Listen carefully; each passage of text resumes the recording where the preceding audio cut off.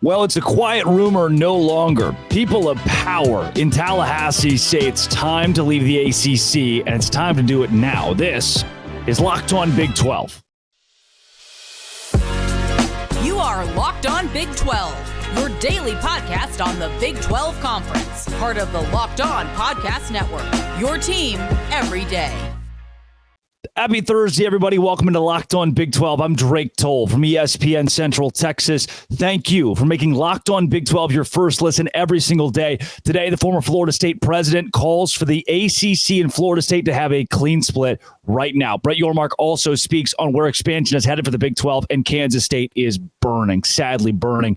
Look, where we start with this isn't coming from some random source. It begins with the Tallahassee Democrat. As I'm looking through, I study for these shows, believe it or not, and thank you for rewarding that with such great viewership this week. I'm reading the Tallahassee Democrat and come across an article entitled "Former President Thrasher Says FSU Needs to Leave the ACC. Playoff Committee Caved to Pressure." This written by Jim Henry. Now, President John Thrasher was the university president up to 2021. This is a recent split. This isn't some old man who was there 20 years ago. It's like, oh, it's time to leave the ACC. No, this is someone who gave nearly a decade to Florida State.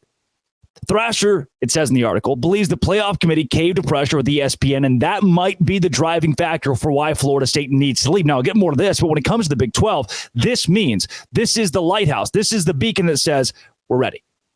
Look, when the guy who's been there a long time, when even the current administration has talked in the last 6 months of doing it, there's the, hey, lights flashing. We're getting real close. Ship's coming in. For the Big 12, that means when that ship comes in, when Florida State goes to Big 10, I know that the ACC built this kind of safety net. We're going to bring in 3 teams. We'll keep it at 18. The TV deal will say the same. But we're already hearing conversations. There are already rumors at the commissioner of the ACC, James Phillips. He is in the pocket of Brett Yormark, or Brett Yormark is in his pocket. I don't know who initiated the conversation, but there is an ongoing conversation per a couple sources that those two guys have talked about. All right, how can we possibly move forward together? And that's exactly what James Phillips is considering when he knows, my biggest team, Florida State, Clemson right there beside them, they're unhappy and they want out. This article goes on to quote Thrasher saying, "It gives me hope the leadership at FSU will look at other places to be." We're not just talking about him saying, hey, you should do it. No. I'm hoping Florida State leaders will look at other places to be. I think it shows, Thrasher says, we are a secondary level conference. I said it to you earlier. I'll say it to you again. The 12-1 Big 12 champion made it in with 1 loss. The 13-0 undefeated ACC champion did not make it in. And the big storyline with this, to me, the big storyline is not that Florida State's quarterback got hurt. Hell, it might not even be strength of schedule or the ACC. The biggest factor is ESPN. The college football playoff is not built for college football. The college football playoff is built for entertainment. The point is to make money, to bring in dollars. And ESPN would have lost between $120 to $150 million if an SEC team wasn't in. They would have lost so much from partners that it was not justifiable to kick an SEC team out. So then it became, wait a second. Well, we have the Longhorn Network, so we could make a lot of money. We could make a good chunk of money off of 12-1 Texas getting in. And yeah, they're going to the SEC, so having them as a stable partner, I mean, that brings in some good money here. Let's go with Texas. Oh, well, Alabama's in the SEC. We don't want to lose out on all that money, so we need to go ahead and put Alabama in, right? Guys, we don't have to be idiots here. Those are the conversations that are happening in this room. This is about money and entertainment. It's not about actual college football. Or otherwise, the deserving 13-0 Florida State. Remember, they told you it's not about who's most deserving. That's a direct quote from the committee. And then you let in Washington, the undefeated Pac-12 champion with a Heisman candidate. You let in Michigan, who's number 1 in the country and has the signed state. I mean, you're looking at, all right, where's the money? Where is the money right now? Big Ten and SEC teams. And Fox, as Fox begins to become a bigger player in the college football playoff, it's no surprise that those teams, those Big Ten teams, are given a nod here. Florida State got left out because it's in a conference that's seen as second rate by not America. It's not seen, the ACC, Clemson, Florida State, Miami, UNC is not second rate by American standards. It's not even second rate by a BCS standard that would have had Florida State in. It is second rate by the TV standards of ESPN and Fox. And when that is the case, you got to leave. And when they leave, that leaves Everybody else looking for somewhere to go. I'm going to talk about it in the middle segment a little bit more, but Brett Yormark is ready. He talks a bit on consolidation. So with this, Thrasher saying it's time, ESPN having exclusive rights to the college football playoff, that being such a big part of this, John Thrasher says it's done. The article goes on to bring in FSU's omission from the playoff being a historic footnote, and this one truly showing that, all right, it's about entertainment, it's about TV, it's about money, it's not about college football, which is the exact case. And then Thrasher says this is the money quote. As much as I hate it, I think they have to move on, Thrasher said. I was disappointed as anybody. They deserve to be in the playoff. The committee should have been fighting over Texas and Alabama, not us. There's a reason they weren't. And now, sure, he's old, but the recent Florida State president says, you know what? Where there's smoke, there's fire. The rumors have already been there that Florida State wants to go. It's time to do it. In that event, say hello. Say bonjour to Pitt in West Virginia. Say hello to Louisville, lining up against Cincinnati in conference play. Say hello to Miami. They've been thrown in this conversation, which I thought Miami was much too big of a team, of a organization, of a program for them to be considered in the Big 12. But right now, it seems like the biggest players in this are Florida State, Clemson, UNC, and even NC State, Boo Corrigan, and whatever, who cares? To me, this isn't just, oh, hey, there's a chance. No, it is within the next 6 months, Florida State's going to make a decision. Before we realign the college football playoff, Florida State's going to make a decision. The rumor's been thrown out. They'll meet January 31st to discuss this and how to move forward. If that is the case, if everything with this points to Florida State saying, I'm out, I'm done, we're hanging it up. And in that event, Brett Yormark strikes, helps is a strong word, but he is going to assist, I guess we'll use that, James Phillips in putting the pieces back together with some sort of Big 12 ACC merger. It seems like instead of fighting over teams like the Pac-12 and the Big 12 did, this one might be a lot more smooth, with Brett Yormark agreeing, you know what, let's come together and make this happen, the ACC, the Big 12 as one. Will that be the case? Let's talk about it. This is Locked On Big 12, part of the Locked On Podcast Network. It is your team, and it's every day. Today's show is brought to you by FanDuel. FanDuel is where I go every single day to make money. I like making money. It's my passive income. I go and I say, oh, Sienna's playing tonight. St. Bonaventure is playing basketball. I'm going to go in. I don't have a problem. I'm the maniac that goes in and bets that because FanDuel gives me such an edge in sports betting at FanDuel.com/locked on. Not only can I go and bet on college basketball, even the niche college basketball where I think the money is, you can also go in and bet on the NFL. And that's where the FanDuel stays hot, and you can stay even hotter. Right now, new customers get $150 in bonus bets with any winning $5 money line bet. You go in, you put $5 on Sienna, you put $5 on the Cincinnati Bengals, who can run the ball now. You get $150 in bonus bets. That's $150 if your team wins. You can put it on Marquette to beat Texas. If you've been thinking about joining FanDuel, there's no better time to get in on the action. The app is easy to use. There's a wide range of betting options, including spreads, player props, over-unders, and more. Visit FanDuel.com/locked-on. Do it for me and kick off the NFL season. FanDuel, official sports betting partner of the NFL.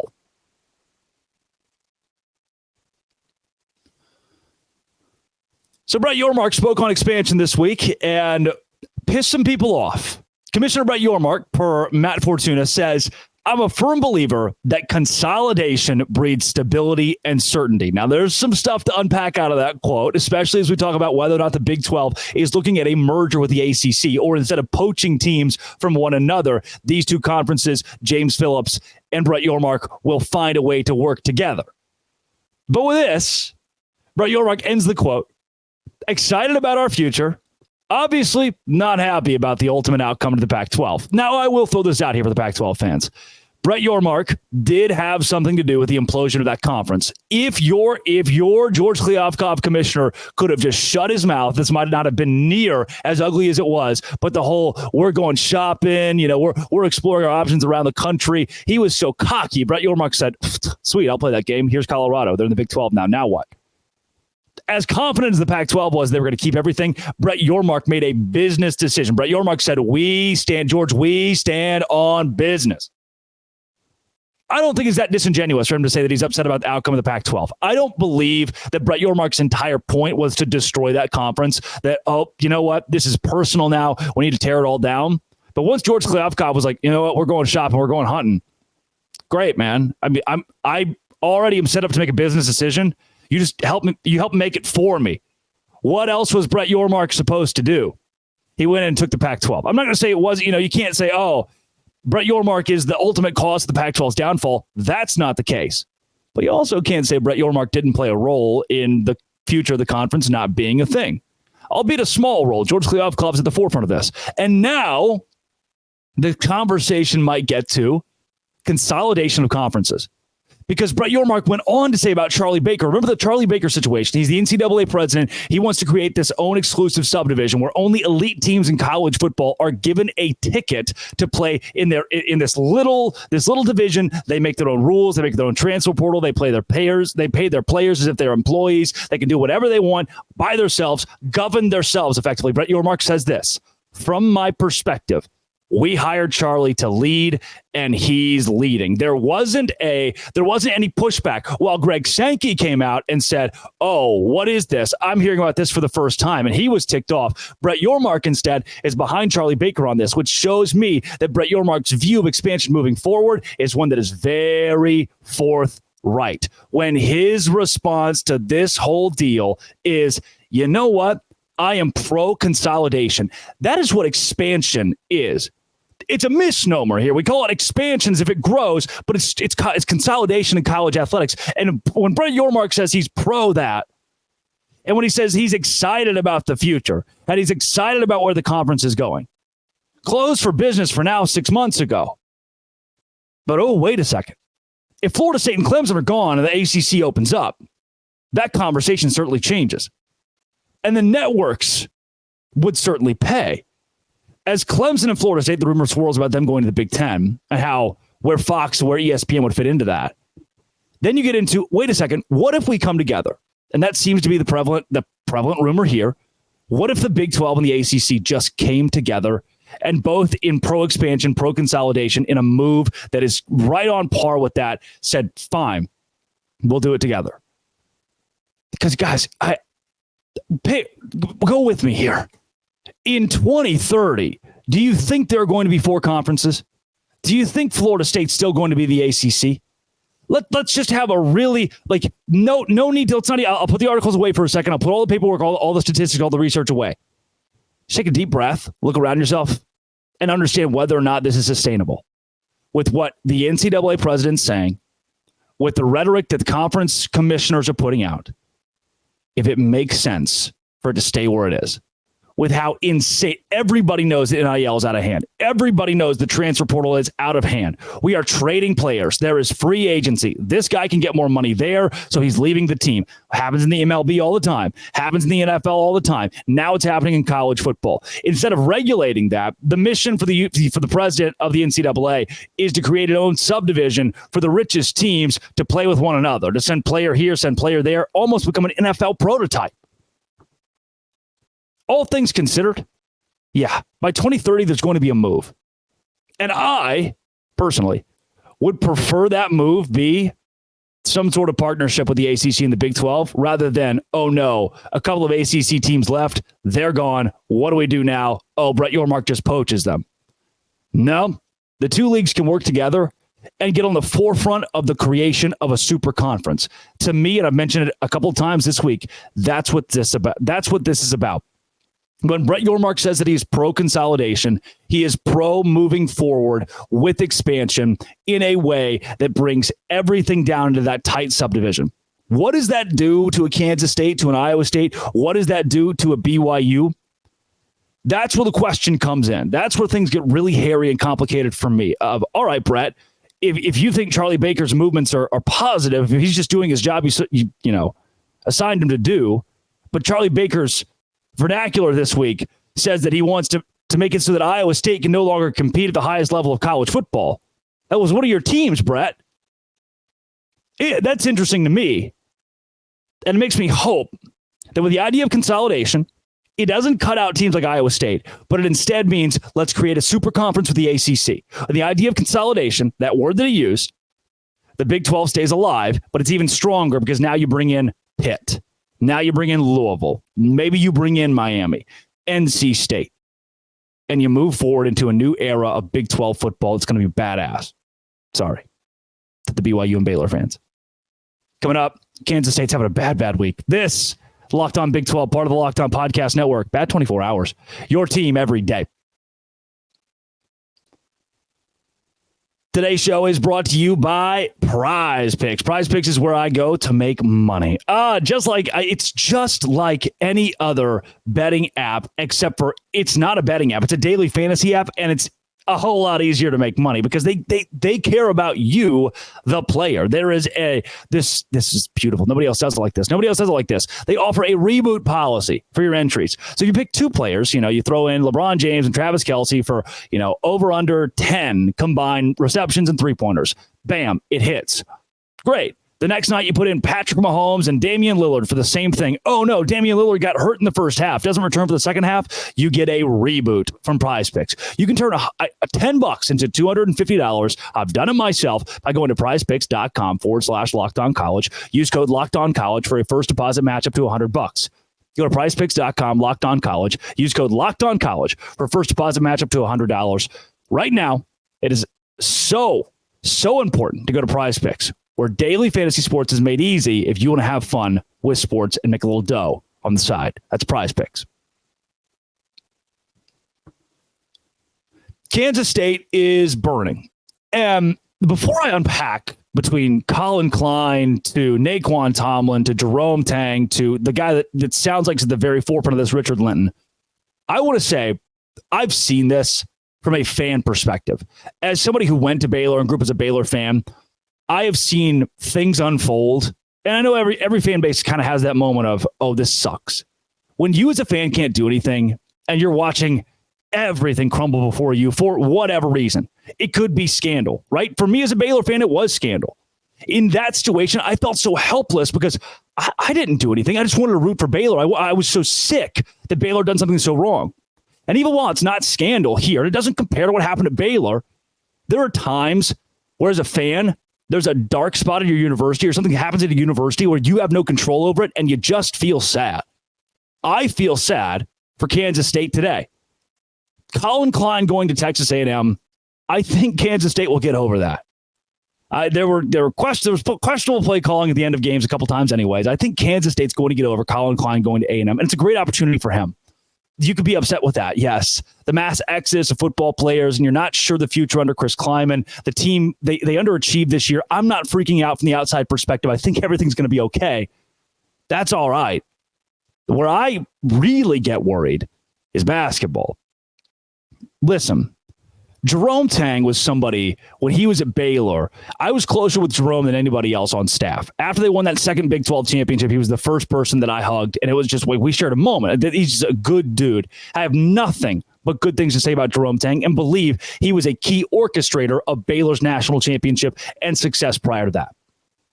And in the most respectful way possible to every Kansas State fan out there, Jerome Tang has any and every reason at this point to leave. You didn't do that.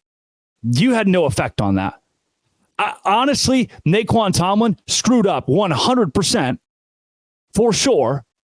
But for him, he didn't assume that this was going to lead to something that left the door wide open for Jerome Tang to go. John Kurtz put it so well. Show up. Show up to the rest of the games. Show Jerome Tang the culture of the fan base. But in the end, we're reliving a Frank Martin situation of, look at this great coach and an administration that is so nitpicky. The nitpicky doesn't even come close to encompassing what has come out about Richard Linton, the university president, who has overstepped Jerome Tang to say that Naquan Tomlin couldn't play. Then Gene Taylor comes out, releases a statement. It says, Naquan Tomlin's done. He's no longer playing for Kansas State. And it seems like the one guy that's not getting a lot of say in this is Jerome Tang. The one guy who's not getting to captain his program. You hired Jerome Tang to be your head coach. And now he's the one guy that you're not allowing to make decisions about that program. This is the same Tang that stole a microphone over the PA at Bramlage and said, hey, everybody, stop saying FKU. cringy moment a little bit, right? From a fan perspective, you're like, oh, dude, it's just college kids being college kids. But it showed you, and I think you saw it as it unfolded the rest of the year, showed you the heart behind who Jerome Tang is. He said, talk about us. Don't talk about them. Talk about us. Stop chanting that.